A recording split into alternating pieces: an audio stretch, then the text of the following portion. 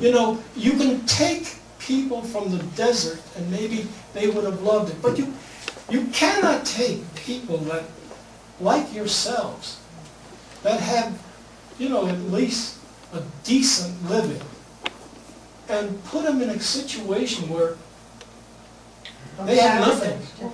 From paradise to hell. There, from paradise to hell, that's where we went. That's why you wanted to come back, but why did they let you come back? I wish I knew. I don't know. I was the first to come back. But I can give you 3 or 4 what I feel without support reasons. One, Khrushchev wanted better relationships with the relationship with the U.S., so he had to show that there is a period of cooling down and let's exchange cultural groups and everything. 2, my father was a communist. He was raising money. He picked, you know, progressively he would raise money and he would send it to Moscow via Beirut. So they honored his wish. My mother was sick, so they let me come back. I really cannot pinpoint one good reason. And I can say this, the whole darn U.S. government didn't know the way they thought over there. It was an enigma, as they say. The Russians fought on a different level than we did. And I can't explain it. Maybe somebody else can. Yes, sir. Mr. Mooradian, what was the penalty percentage, shooting percentage? I was a pretty good basketball player. I'll tell you why. I was a coach's dream, and I'm saying this because I didn't want to go back to my apartment. It was smaller than, with 3 people in it. It was smaller than this area here. I feared being in the streets because I didn't want to be picked up. I only felt safe in that rectangle where we played basketball. Once I stepped out, I was in trouble. So I would practice, and I'm not exaggerating, 8, 9, 10 hours a day. And thank God our coach made sure I had money. It all went under the table. There is no professionalism. He made sure I had money, and he made sure I had food. When we beat China, the first time Armenia, Soviet Armenia, ever played in an international basketball game, we beat them very thoroughly. From that day on, I could do no wrong. We had members of that Armenian team, not me, because no way would they leave me out of the country, because I wasn't married, I didn't have children, and they had no hope to bring me back.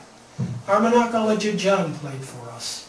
He played in the Olympics against the U.S. in the finals in Tokyo, and the USSR finished 2nd. But understand, the USSR's team was usually made up of Lithuanians. The Lithuanians, basketball is their national sport. Are there any, I can't answer your question, but one of the questions they asked me, could I have played pro basketball here?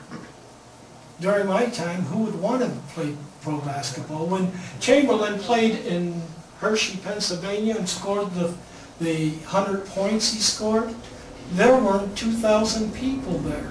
If I showed you pictures of us playing, the Armenian team, we would have 4,000, 5,000, 6,000 people. In fact, at one time, our team was completely made up of Nordkalovne, and the other team was made up of Delatsis. And I remember we played for a championship in Armenia, and a riot broke out because we won. And on that Delatsi team were 2 patrol officers from Lithuania who were stationed in Armenia. We had a pretty good team. We had a pretty good following. And this is why you have this article, Why the Demise of Basketball. Yes, sir. What was the reaction of your parents when you got back home? They were elated, even my father. With the stories you told them and so forth? I did not tell him the story. I would not tell him the story.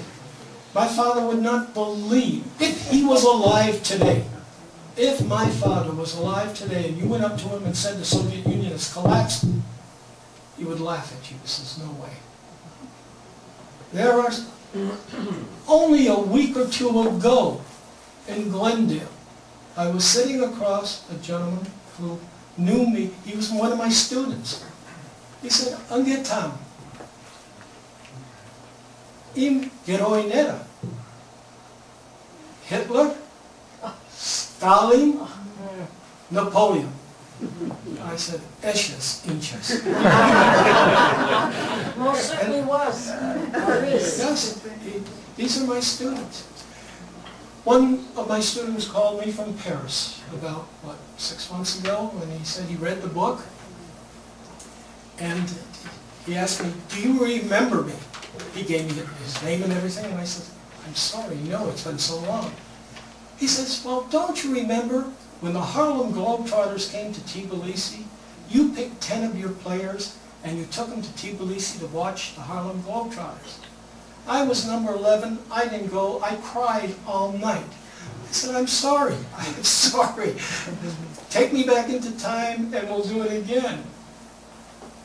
Anyway, then I asked him, when I didn't show up for practice, for class, what did the director of the school tell you kids? Oh, they said that you were very sick and that you needed a rest and that you were at a sanatorium and you will be back. I said, did you and the kids believe him? He says, no, we knew you were in Siberia. By the way, he is with BBC, the Russian sector. Any other questions? Yes. Yes, sir. Okay, all right, I'll do it. I'm going to guess that you were a guard. Was that your position? Yes, I was. Oh, were you following at that time the exploits of Bob Cousy and the Boston Celtics? Armenian played better than Bob Cousy. Oh, good. Believe me, if you ever saw that, he is now in Toronto.